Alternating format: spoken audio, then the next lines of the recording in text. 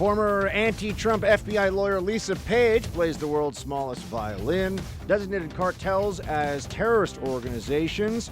Let's take a ride on the Biden Malarkey Express. Judiciary hearing on impeachment coming up this week. Also, Newsweek fired a reporter for an anti-Trump story. The Supreme Court hears an interesting gun case and much more coming up.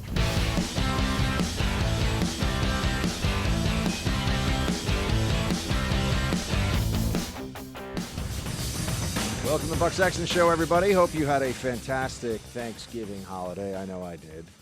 Ate a whole lot. You got to be careful when you get into the pre-main meal snacks. Like my family always does really good meat and cheese board and different dips and things. You can put away 1,000 calories just on cheese and salami easily if you're not careful. I was not careful, so here I am. Waddling in and out of the Freedom Hut, but I will get back into a healthier mode. I'm sure all of you will too, but it was a great time. I trust you all are back rested and ready to go back into the breach. And so here we go, because I haven't seen you in a few days, so I feel like there's no time for me to stand on ceremony. We'll do that in the third hour, which is what we tend to do.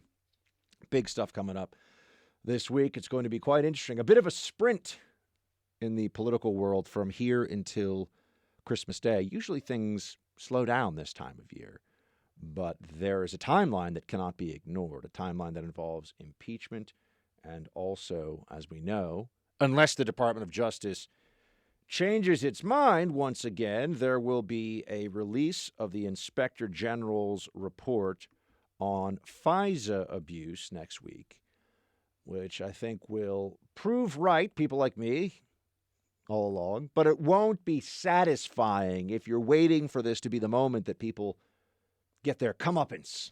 If you think that there will be justice delivered out because of this, I think you're likely to be disappointed. There'll just be some bureaucratese about how maybe it was unprofessional to do this or it was a little sloppy to do that.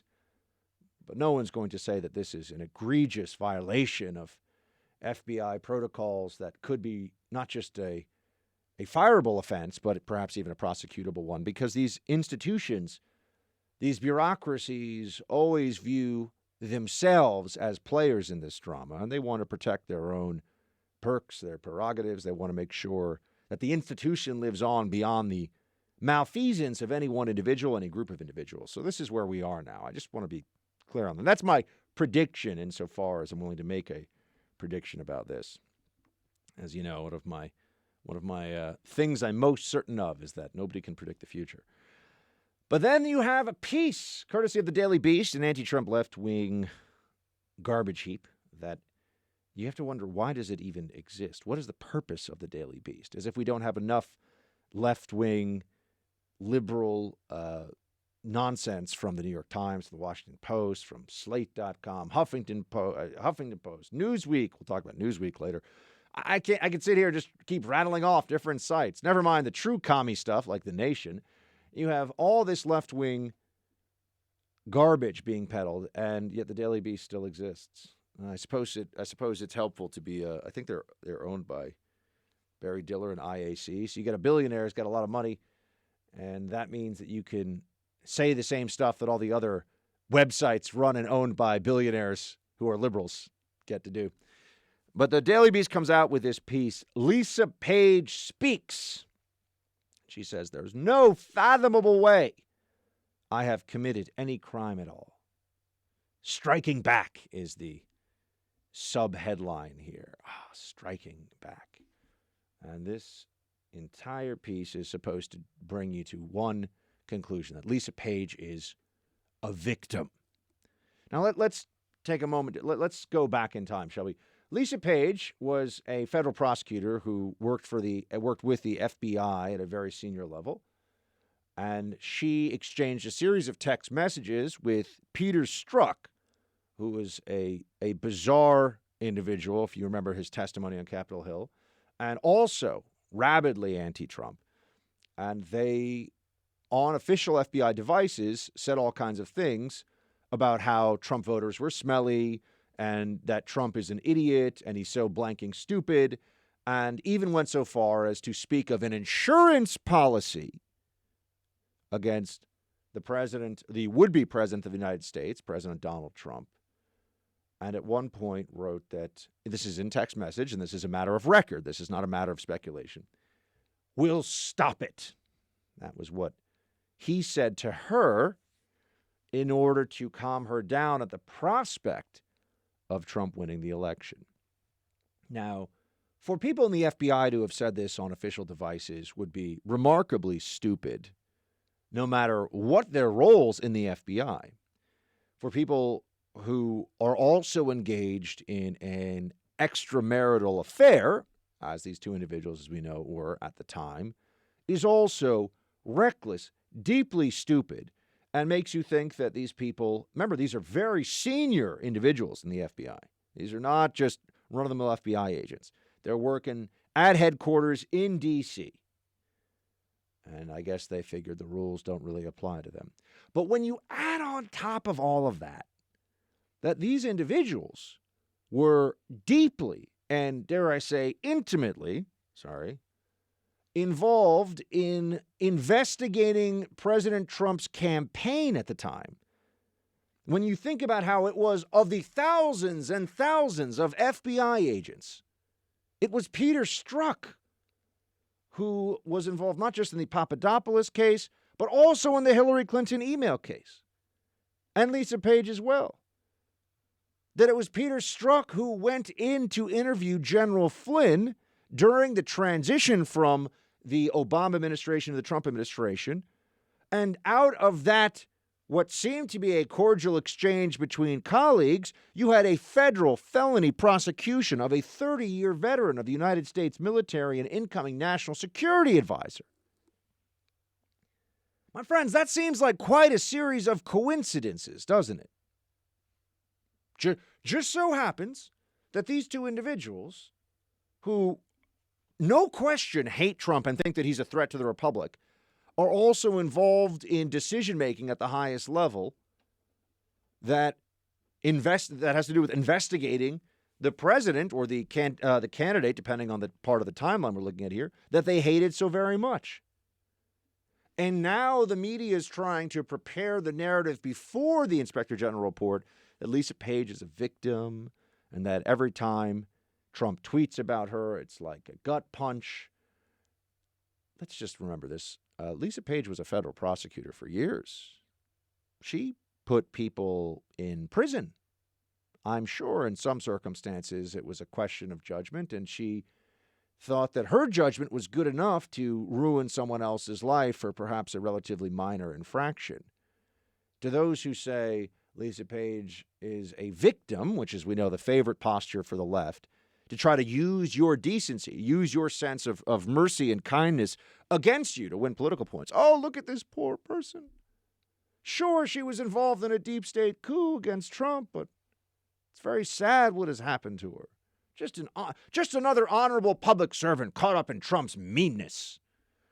That's the storyline you're supposed to hear, but I doubt Lisa Page shed any tears for General Michael Flynn when he was ruined financially, ruined professionally, and still facing the possibility of incarceration for a non-crime, for nothing, for the perception of a lack of candor in a conversation that didn't matter, that wasn't illegal, that he thought was with colleagues. I mean, how far away is the FBI really from sitting down with General Flynn back in the day and saying, hey, you know, what was your golf game last weekend? Oh, you know, I was 6 over par. Oh, you were actually 10 over par. Let's send you to prison. You should be embarrassed. The FBI and the DOJ should be embarrassed about what they continue to do. These federal prosecutors continue to do to General Flynn. The claim they make is that even though there's more exculpatory evidence than was initially presented to Flynn as part of the process, it shouldn't matter because he signed a deal saying, sorry, if more information comes out, if you can prove you're innocent later, General Flynn, that's too bad for you. The process decides that you're done. I don't think Lisa Page is losing any sleep about that. I don't think she's concerned about the other people caught up in the probe that was really started in large part by the machinations of Lisa Page, Peter Strzok, Andy McCabe, acting FBI director, James Comey. Remember, these are people that hold Comey in high regard. Still, she's asked in this article about it, what was it like the day that James Comey, America's last honorable, decent public servant. The guy's a lanky, sanctimonious weirdo, completely lacking in any sense of who he really is, any sense of introspection. Really does believe his own nonsense.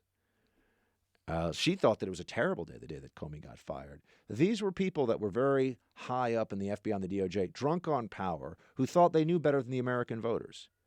These are people who have been told that the system that they're a part of, this bureaucracy, the unelected fourth branch of government, is full of the best and the brightest. And that anybody who would challenge that or question that is a threat not just to their own sense of how awesome they are, but a threat to the republic itself. They are the guardians, you see. This is the Praetorian Guard of not the presidency, but of America. Unfortunately, none of that is true. And now they are scrambling to make sure that the left-wing dominance in the media is enough that the truth won't come out here. Really, it won't seep in that you had a number of individuals with the power to do so who, I would note, were in fact in the executive branch when President Obama was calling the shots.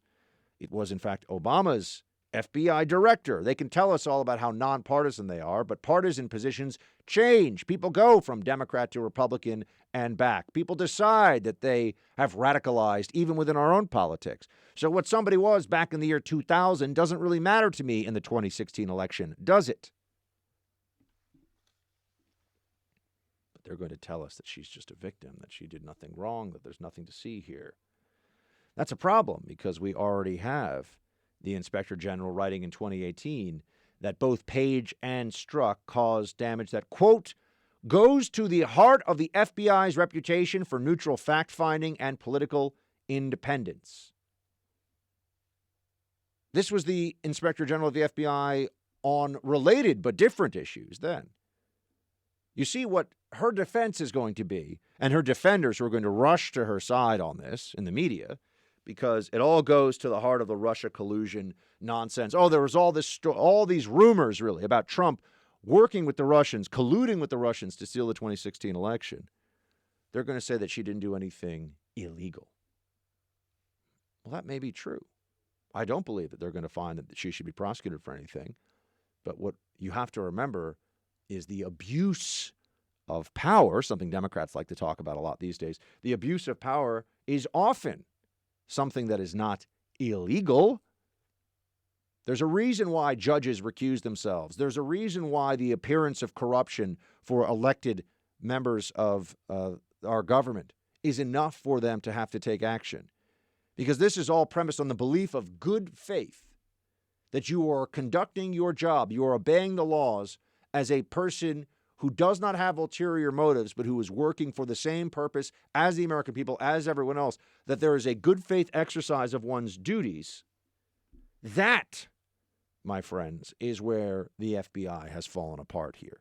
That is where the reputational damage is. You would have to be an imbecile to think that it doesn't matter, that we shouldn't give any consideration to the fact that the most powerful people in the Federal Bureau of Investigation were almost psychotically anti-Trump during the 2016 election, and that there were investigations opened on flimsy pretext of rumors here and rumors there, and pressed without any consideration whatsoever about what this would do if and when the American people found out about what was going on here. We already know that what Lisa Page did was wrong. We already know Lisa Page has ethical problems. That's established. Same thing with Peter Strzok, who was fired, by the way, from the FBI, you will recall. But they want to try to get ahead of this. They want to create an alternative narrative. They want to create a storyline that the people that still believe, even after the Mueller probe, that there was Russia collusion, because a lot of liberals do, that still believe that Trump should have been prosecuted for obstruction, and the Emoluments Clause, and the Stormy Daniels payoff, and they just go down the list. All these things that never go anywhere, and where the facts don't end up being on the side of the anti-Trump loons, they just cling to it. They stick with the same narrative. They never change their minds, because ultimately this isn't about Trump breaking the law. This is about the fact that people don't like this president and will find a way to justify that mindset no matter what else is going on in the world, no matter what the facts may say, and no matter what the damage really is to a governing system we have that has to operate in good faith, or else it all does start to crumble. Remember that as Lisa Page is crying big tears and playing the world's smallest violin for you in the week ahead.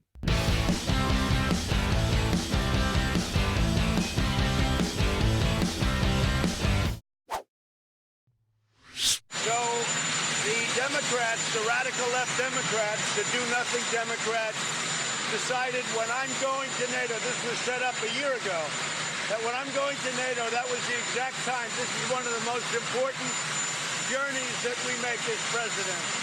And for them to be doing this and saying this and putting an impeachment on the table, which is a hoax to start off with. If you notice, there was breaking news today. The Ukrainian president came out and said very strongly that President Trump did absolutely nothing wrong. That should be case over. But he just came out a little while ago and he said President Trump did absolutely nothing wrong, and that should end everything. But it will never end it because they want to do what they want to do. They're getting killed in their own district. I think it's going to be a tremendous boon for the Republicans. Republicans have never, ever been so committed as they are right now and so united. So it's really a great thing in some ways, but in other ways, it's a disgrace. It's a disgrace for our country. I love when the president just calls it out like this. By the way, this is one of the reasons why I think this president deserves so much support and even leeway in areas where he's not doing things exactly like I want him to. You need a president who's going to just tell it like it is when he's faced with this leftist assault, which is what's going on right now. This impeachment is a farce. It's ridiculous. Oh, you have Nancy Pelosi saying that they're trying to remove Trump, and they're prayerfully, we're prayerful about this. We're so sad. It's with a heavy heart. Nobody believes that crap. No, not even Nancy Pelosi believes it. They've been preparing to do an impeachment against this president from the very beginning because they just cannot stand this guy. They hate him. They absolutely hate him. And that's where this is. That's what this all comes from. So they're make-believe here about how this is not what they want to do. They've wanted to do this all along, but it's not going the way that they've been planning. That much is for sure.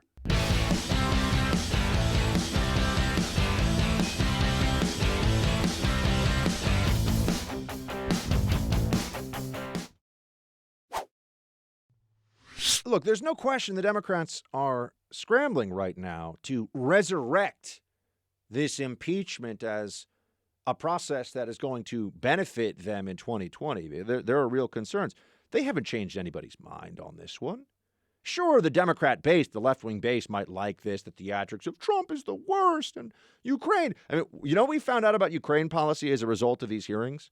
That President Trump is a far better friend to Ukraine than his predecessor, Barack Obama, was.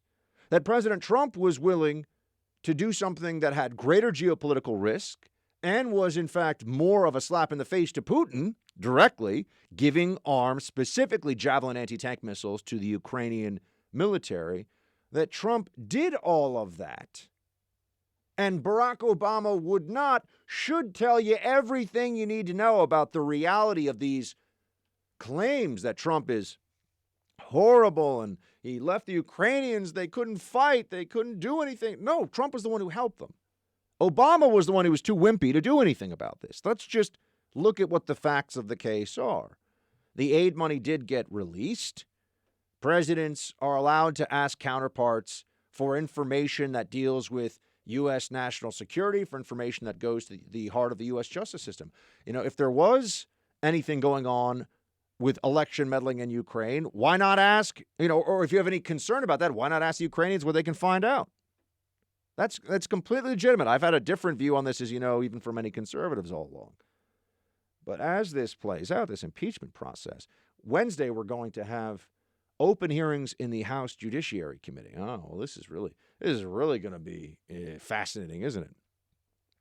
Here's what you should know about this right off the bat. They are doing this entirely for the purposes of politics, and all along telling you that politics plays no role. This is the foundational lie the Democrats tell on impeachment. They're dressing it up. They're putting, the special accoutrement. I felt like saying something a little French. Accoutrement, monsieur, of a legal proceeding, so that it has this addition of gravitas. Now I'm going with Latin. I figure why not mix in some foreign languages right now. But they want that addition of gravitas from the perception of this as a legal proceeding when it's entirely political. They're making it up as they go along. Making it up the whole way. Remember this, my friends. In both the lead up to what would have been the impeachment of Richard Nixon, never forget that one, Nixon was not impeached, and the impeachment process of Bill Clinton, there was independent counsel. There were people brought in outside of elected politicians who were supposed to be fact finders. That hasn't happened in this process.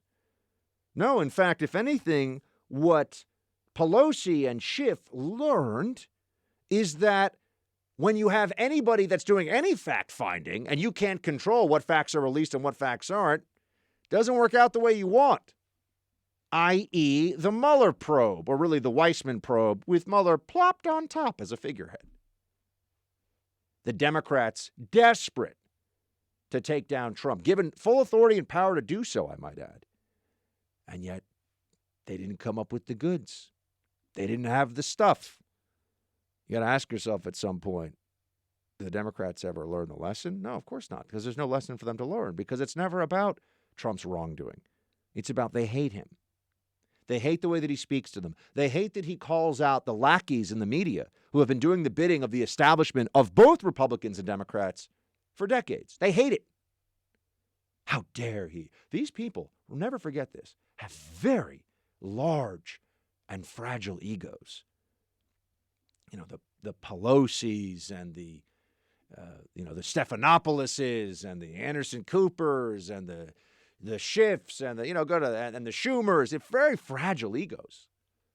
You're not allowed to have somebody with a really large megaphone criticize them, ridicule, mock them. This is what Trump has been willing to do. This is what other people before him, other Republicans, have shied away from. Oh no, that's too rough. We can't make fun of anybody. That's not nice. We can't do that. No. Mockery and ridicule are effective weapons that are deployed against the right, against conservatives all the time. Maybe Trump learned from his many, many years of getting attention in and battling it out in the tabloids that when you've got one side that's just throwing punches wherever they can and you want to try to play it all nice in the other, guess what? You're going to lose. You're going to lose. But the fact that Trump will mock them, make fun of them, that is another thing that they cannot abide. Sure, he's a threat to the power structure that they've been, in many cases, leeching off of for a long time. Look at Hunter Biden. Sure. Maybe the guy impregnated an exotic dancer in wherever it was. And sure, maybe the guy was smoking crack at the shadiest strip club in D.C., because I used to walk past it every day on my way to work. It's not a place you'd want to hang out. Or maybe he was just in there in that strip club reading up on how to more efficiently deploy resources within the Ukrainian natural gas industry. We don't know. Who are we to judge? And yet, Pelosi and Schiff and Schumer and all the rest of them view Trump as a threat to their egos and to their privileges and to their power and to the ability to make millions and millions of dollars somehow just by being in politics. We know what their salaries are. Their salaries are not the salaries of millionaires. How do they make all of this money? How do they become so rich? Oh, you start to scratch the surface on that and they get very upset, don't they? They do indeed. So now we have this Judiciary Committee gathering on Wednesday. It's all about politics. It has been about politics the entire time. And they're going to tell us that it's about something else. The sanctity of our republic, defending our rights as Americans and our institutions. Oh, we'll get more into institutions later. They talk so much about them, and yet they're willing to dispense with them the moment they are inconvenient. We should create a list of defining characteristics of liberals, progressives, dare I say socialists today in America. Hypocrisy, that would certainly be very, very high up. Sanctimony, that would be very high on the list. Viciousness, I think, increasingly you could argue, should be very high on that list. Duplicitousness, a belief in two sets of rules, one for them and one for everybody else. I guess that's just another way of saying hypocrisy. But they talk about the institutions, the need to protect them, and then they lie to us about what they're doing all along. They are claiming right now that there is obstruction. I mean, here's a perfect example. You have Amy Klobuchar is bashing the White House for not playing along with this socialist kabuki theater going on Capitol Hill. Please play clip 17, Producer Brandon. You always like to hear more testimony, and maybe that will happen. But I think the point that Adam Schiff has made is you don't want to allow the administration to play rope-a-dope with the courts and have this delayed and delayed and delayed. They have to make a decision, and they're going to move forward. Having additional witnesses is always helpful, and that the president claims he wants everyone to testify, so why doesn't he let them testify? Why won't he just let us harass all of his employees, break executive privilege? You see, he knows. The president understands what goes on here, what would happen if he offered up somebody even from the White House. And by the way, I agree with him. He should not put any stamp of approval on this whatsoever. This process is a sham, just as the Mueller probe was a sham. He's correct when he calls it a hoax. Don't get it twisted. Don't get confused on this just based on the fact that the media is so desperate. Because we've seen who they are. That has been completely exposed for the American people, those who are paying attention and being honest. These people are partisans. They're activists. Go down all the major networks except for Fox, all the major newspapers. They all think the same way. They all believe the same things. And they've made the same ethical decisions, or should I say they've embraced the same level of dishonest and unethical behavior, all because it's helpful for them to try to take down Trump. But she says, why won't they testify? Well, the moment that they go on Capitol Hill and they say, sorry, that's under executive privilege. And then they subpoena more documents. Oh, that's under. Then that just becomes, we know what? Obstruction. If you fight back against the Kafkaesque efforts to destroy you, you are obstructing. And this would be like the claim that would be made, well, if you ask for a lawyer, you must be guilty. Some people will say that. No, just answer all of law enforcement's questions. Yeah, like General Flynn. Just answer the questions. These people, you can trust them. They're operating in good faith. They don't have an agenda. Our entire system of government, the founders, the vision, all of it was based upon competing interests within the government apparatus, limiting the powers of the government apparatus, and making sure that there would be a balance of powers within it. Limit what they can do and make sure that there are forces opposing each other within the government so that there's not too much consolidation in any one area, because power corrupts people. Power is seductive. It is also corrosive. Just ask Lisa Page. Just ask Strzok and McCabe and Comey and Brennan. And who knows how many other senior officials of the Obama administration who thought that they were heroes, you see, heroes to this country because of what they were willing to do, how they're willing to abuse the powers they had to stop Trump from getting elected. It should be noted, you know who else was quite certain that he would be viewed as a hero by his countrymen? Benedict Arnold. He was sure of it, by the way. And there was a case to be made by those who believe that America should not be independent. Well, he would have ended the war. All you have to do is transfer West Point, and think of all the lives saved. But he betrayed his people. He betrayed his oath. Something greater than just the short-term purposes of his own glory. And now we all know how we feel about good old Benedict, don't we?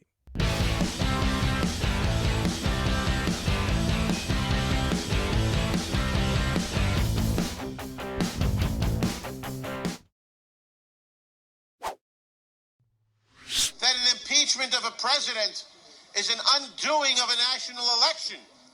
And one of the reasons we all feel so angry about what they are doing is that they are ripping from us, they are ripping asunder our votes. They are telling us that our votes don't count and that the election must be set aside. What happened? That was Jerry Nadler back in the Clinton impeachment days. I thought, hold on a second, Jerry Nadler's still in Congress, and he's a big advocate for impeaching Trump and also for wearing his pant waist up at his chin, which is quite a feat of physics, I would say. I don't know how the man does it. I have never seen somebody, it's as though his pants also double as overalls, but they're not technically overalls, they're just pants, but he like hikes them all the way up to his shoulders. It is astonishing. Hey, the guy's he's got some sartorial flair, that is for sure. But what changed between then and now? What changed is the Democrats had no principles that they were willing to defend then that they will defend now. It was just about expedience. This is all about whether or not the people that are entrusted with power in our government, I mean, ultimately, and this is really at the heart of impeachment, of the Mueller probe, of FISA abuse, are the people that are in these positions of power introspective, humble, and taking an approach of good faith to everything that they do? Or do they think that they have been chosen, that they are special, and that when they're in a position where they're supposed to faithfully execute their job and obey the laws and defend and uphold the Constitution, do they think there's a better way to do that only they know and that takes into account that which they explicitly should reject, which is partisan ends? Doing this because I want this team to benefit and I want that team to get hurt. Once we have people in the federal apparatus who are doing this, once you have members of the federal prosecutorial ranks, then it all starts to crumble, my friends. Then we cannot trust this system at all, which is why I cannot get away from this. I can't leave this behind. They haven't even begun the work. The left has not even started to accept responsibility for what they've really done here. They claim to be defending institutions while they destroy them. They claim to be upholding the law while they pervert it.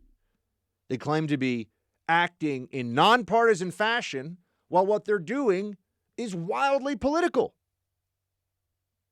And they hope to just beat you down, to crush you with the lies. Well, eventually, are they crazy or am I crazy? Are they crazy or am I crazy? You have all these different media outlets, supposedly trusted individuals, those who devote careers to speaking truth to power.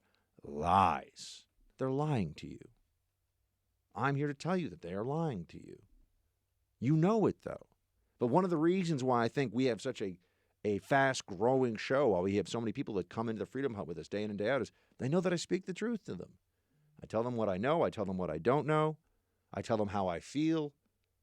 I try to be honest about my own shortcomings where I have a bias. You all know that if there was some way that I could ban via state power people talking in movie theaters, I would do it. I don't know how, but I would do it. And I know that's very statist of me. And there's other things too, where all of a sudden I'm not as pro freedom as, freedom is my first love, but sometimes I stray, or I'm imperfect. But thankfully I'm a Catholic, so I can get away with that. It's important, right? You got to have But I am indeed imperfect. These people pretend to be something that they are not. And that dishonesty is at the heart of what's going on with this impeachment process, with Pelosi, with all these different Democrats, with members of the media who are certain, are absolutely certain that whatever they have to do along the way to defeat President Trump in the 2020 election is inherently justified.